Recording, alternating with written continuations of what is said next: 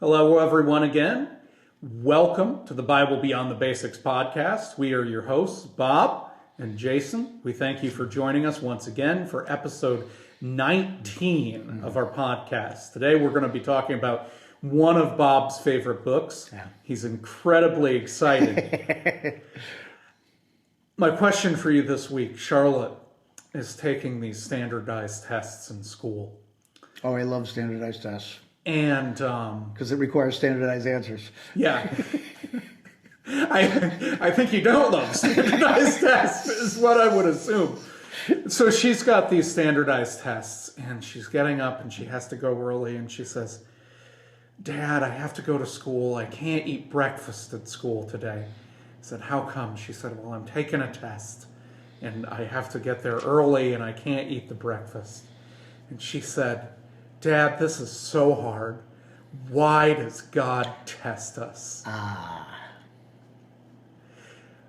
And sometimes if we interpret it in that way, it feels like God might be testing us there. Or maybe there's bigger, quote unquote, tests that we experience in life. I know you've got some thoughts on this, but one of my professors in seminary taught us that this was actually the oldest book in the Bible. You said before it was Amos. Correct. Yeah. Mine said it was Job. And his thought was, how fascinating is it that the question of theodicy, the question of suffering, would have been one of the earliest things that the Israelites wrestled with. Yeah, I would halfway disagree with the professor because the first two chapters and the last chapter are ancient folklore. And folklore that is also found in every other culture. You'll find a Job-like story in the Canaanite world, you'll find it in the Babylonian world, you'll find it in the Egyptian world, the Mycenaean, you'll find it everywhere, the idea Absolutely. of why is God testing us? And we're still asking these questions. Yeah. Now the middle, which is the real book of Job, I would say is extremely modern. I would date it along with the book of Ecclesiastes and the Wisdom of Solomon. Although Wisdom of Solomon is more of a romantic poetry, which could go farther back. But because it's addressing the issue of theodicy, which we say, why is there evil in the world? Why do we suffer? And that is perceived or interpreted as, why is God testing me? I like the line that says, every day is judgment day. Every day is a test. Is that coming from God? My own little suffering map that I spoke about a couple of weeks ago talks about the origin of suffering. And I would say the origin of suffering cannot come from God.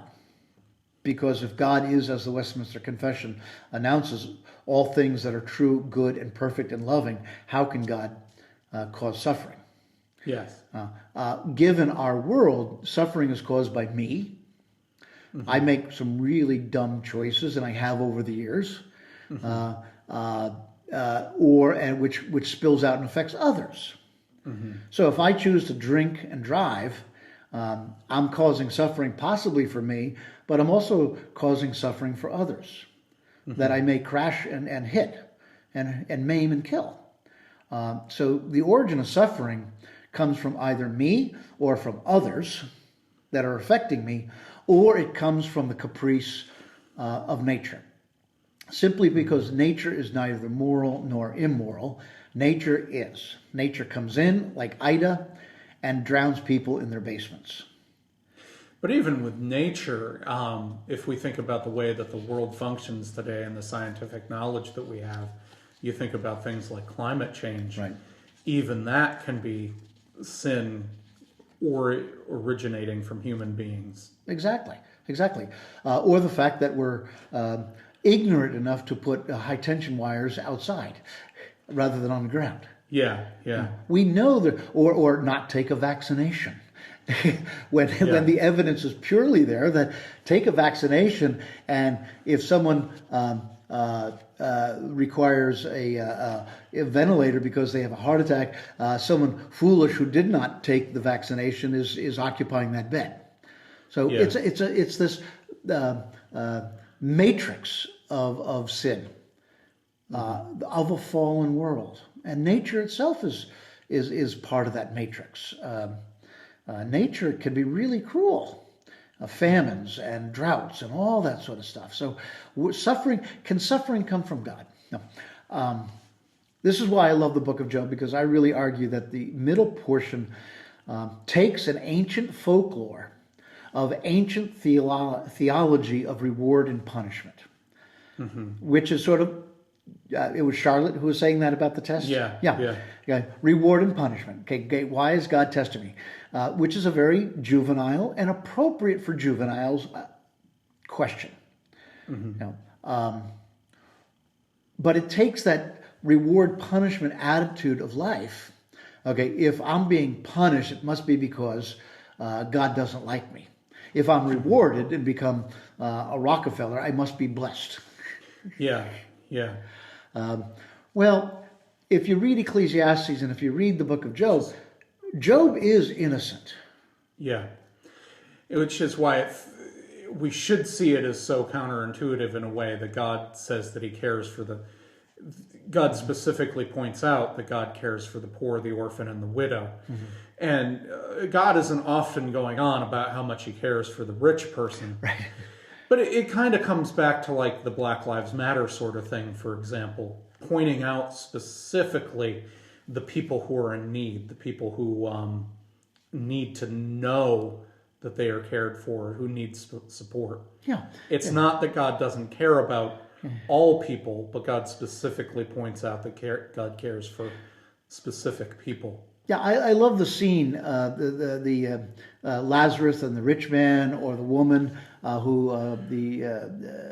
the woman's Venetian, she's not a Jew, whose daughter is possessed by the devil or by a demon, and she wants Jesus, and he sort of he brushes her off and said, am I here for the children? They get fed first, and then she kind of and banters and says, well, the children, when they drop crumbs, the dogs like me can get some crumbs too. Yeah. And it's actually it's a very Three Stooges kind of scene. It's a joking scene. They're teasing each other. And the idea that Jesus wants to respond to those who need crumbs. The rich man, Lazarus, would love to have his napkin, which in those days was pita bread. You wipe your hands if you're rich enough and you throw out the pita bread. Well, Lazarus was so hungry that he would love the guy's napkin that he discarded. And so who is Jesus talking about? And then the rich man, still with authority, demands that Jesus go and save his brother. He said, he had his chance. Yeah. Now, Jesus can be pretty brutal because we cause our own suffering. The great John Knox prayer of confession that we have used in the past for our confession of sin for our Kirkin of the Tartan Sunday, usually near St. Andrew's Day for a reason. They finally realized why it was that date at this church, because it was near St. Andrew's Day. And the idea that sin punishes sin. Yeah. If you find discussions of God's wrath, for example, in Romans, when it's talking about God's wrath, the wrath happens, God steps away and just allows nature and people to run their course. God's grace is when God steps in, right, and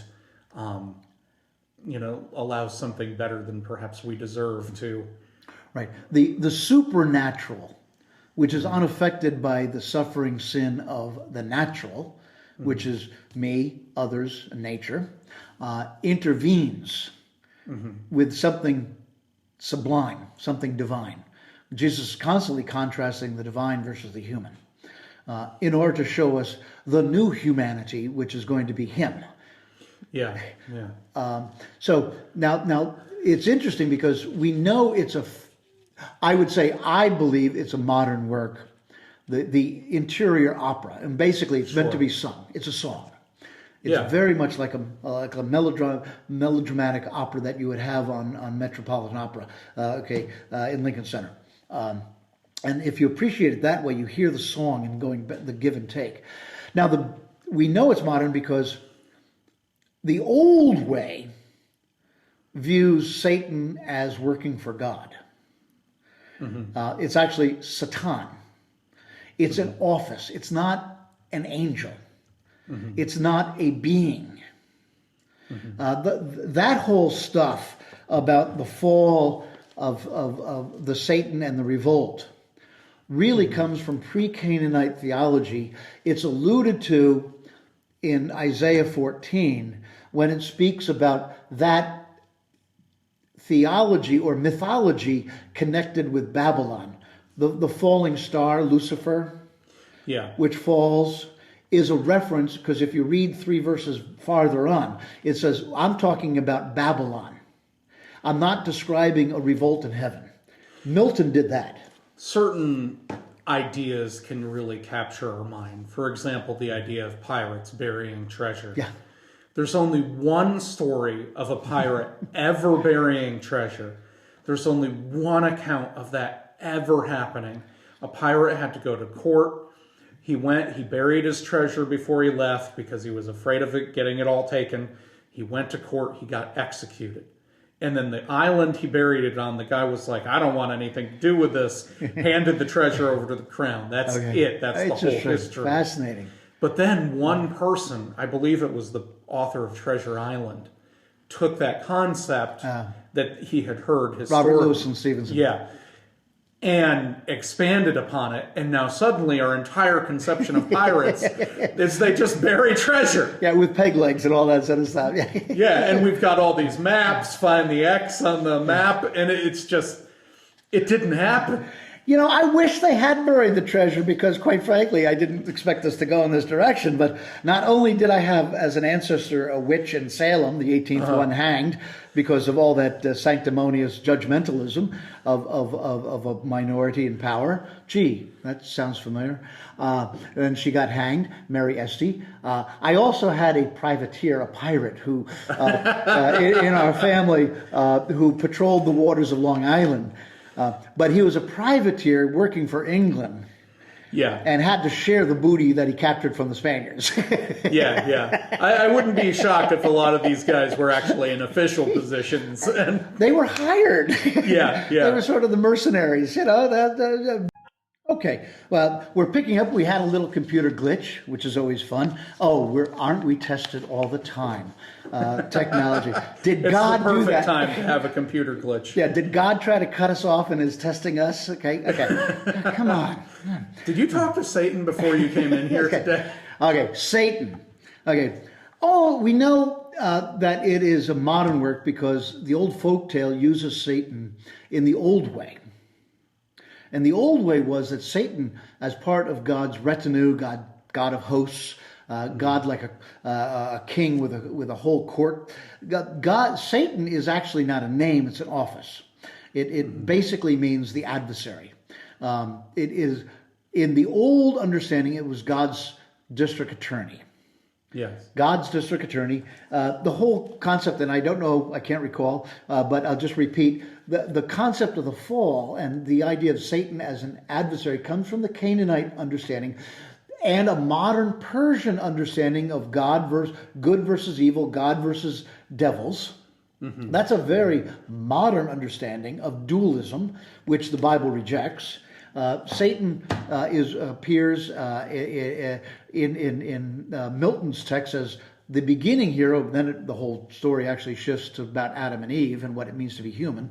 But it's the Satan who is testing Job, and it comes also Hasatan.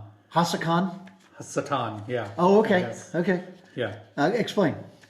Oh, it's just, I'm just agreeing with you. That's just the original language, but it's just it's an office or a position, as you were just saying, in both the Old Testament and in the New Testament. Yeah. Mm-hmm. And it's basically, it just means the the accuser or the adversary. Yeah. Exactly. And, my grandfather was a district attorney. He worked for the state.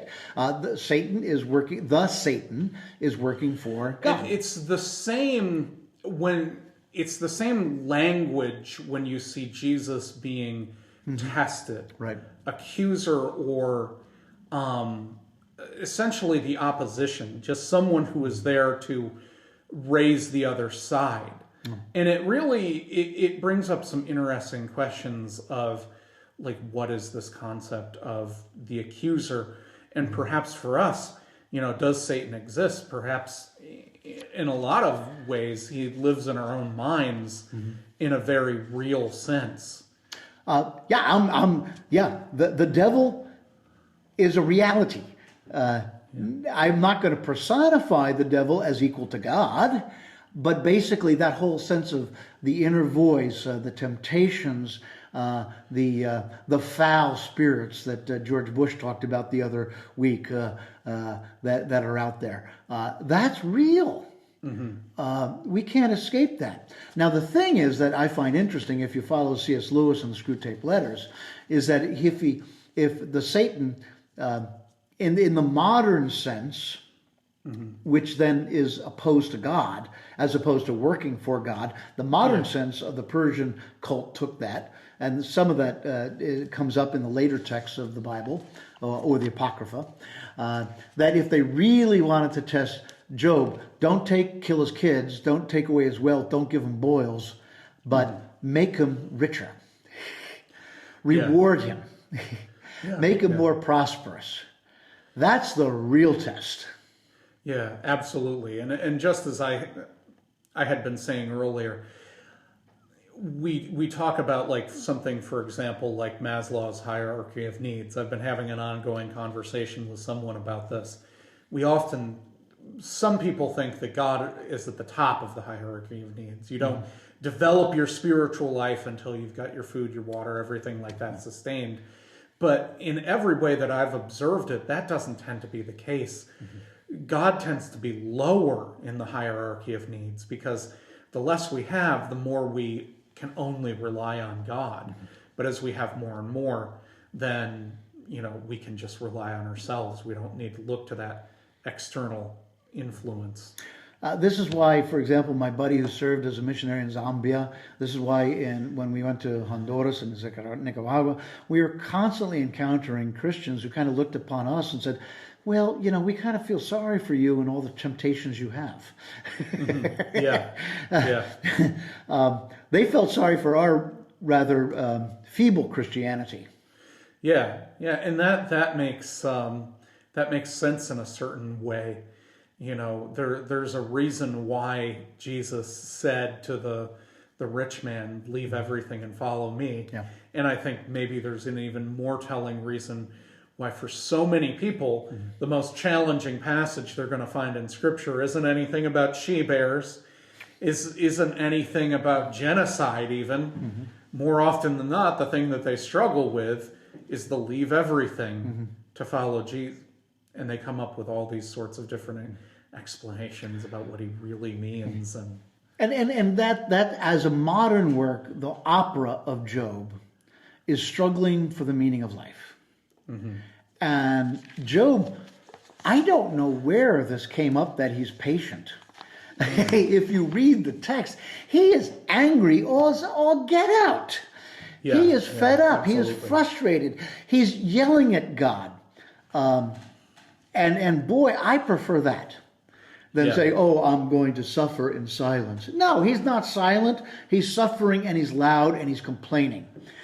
And what's fascinating is a lot of the book of Job really came to be appreciated by me because of a professor I had who used it as a class on pastoral care. Because all of a sudden, Job and the whole opera is about 4 friends visiting him. Following Job's 5th voice, which is his wife, who basically says, Job, shut up, die. Stop. The most helpful. Yeah, that's the most helpful. Pastoral care possible. But basically the more realistic. So, but he's visited by the 4 friends. And they all share their opinions. Now, when you're suffering, there's nothing better than someone coming in and sharing their opinions. Of course, there's nothing you want to hear more. That's right, that's right. Not one of them listens. They all are giving advice. That's the other thing. When you're suffering and when you're confused, that's what you want, is people to come in and give you advice. Okay. That's not pastoral care, folks. That's not even being a good friend. So Eliphaz, the first one, he believes in the doctrine of reward and punishment. He says, well, it's going to turn out well in the end if you're faithful and loyal. Okay, you're going to get rewarded, which is kind of where the book ends. Yeah. Okay, yeah. Sorry about the kids, says God. Sorry about your wealth, but I'll give you some new kids and new wealth, okay?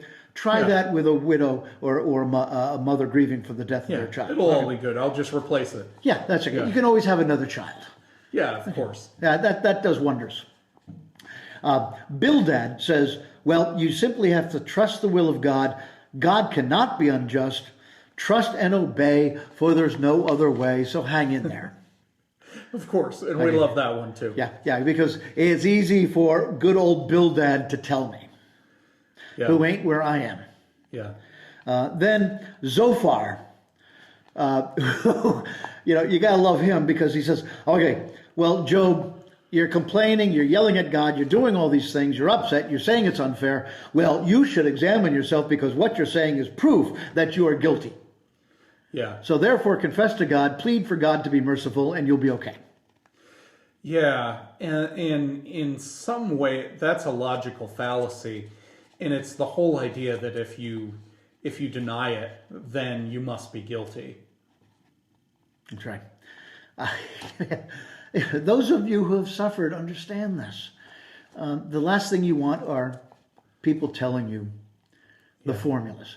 And all three, plus his wife, represent the Orthodox views. The final sequence of the opera is Elihu, who dismisses the other three and the wife as unenlightened. God will give you no more than you can handle. Stop justifying yourself before God. It's more of a modernistic, enlightened kind of attitude. Well, hang in there. We can't really explain this, but God won't give you more than you can handle. And I've heard that more than once, and I have heard many occasion response to that, well, I wish God would stop trusting me that much. Yeah.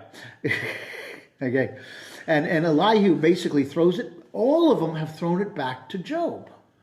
Yeah. It is his fault one way or the other, the way he's acting. Yeah. And Job is saying, no, it's not my fault. Well, the only person, what I love about the opera, is that the only person listening has been God. And God appears in the last act. And basically because Job is so arrogant and so demanding that he says, God, explain yourself to me. Justify yourself to me. Yeah.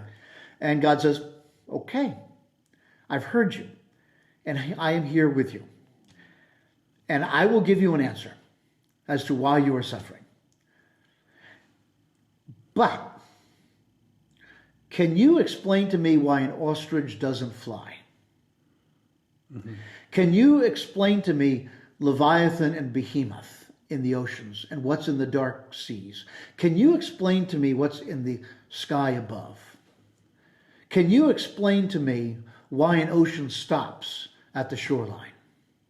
If you can do that, I'll explain why there's suffering in the world. And basically then Job goes, oh my God, quite literally. Yeah. There really is no answer. It just is the way it is. However, God has come to me in the midst of the suffering. God has spoken to me, and God basically said, Job, shush, because you're not going to handle the answer, because there is no answer on this side. And ultimately, what we find over and over again is the answer to any of our struggles we find in Scripture is to be close to God. Yeah. And God is close to us. It's like when my brother was going through a really bad time. He said, I was so angry at God for God wasn't near me. And then he pulled over at the side of the road in Boston, Massachusetts, and basically said, oh, then I realized it's not God who's been far from me. I've been far from God. Yeah. And so the idea is, in the midst of it, one must deal with the modern reality of futility, suffering, pain, difficulty, and success with faithfulness and endurance and hope. And there is no answer, but there is the presence of God in the midst of it all. That's why it's a very modern work. Yeah. And Orthodox has an answer. The moderns say, we'll just walk with you through it, and we'll hold your hand. Yeah. Well, thanks, everyone. Have a great week.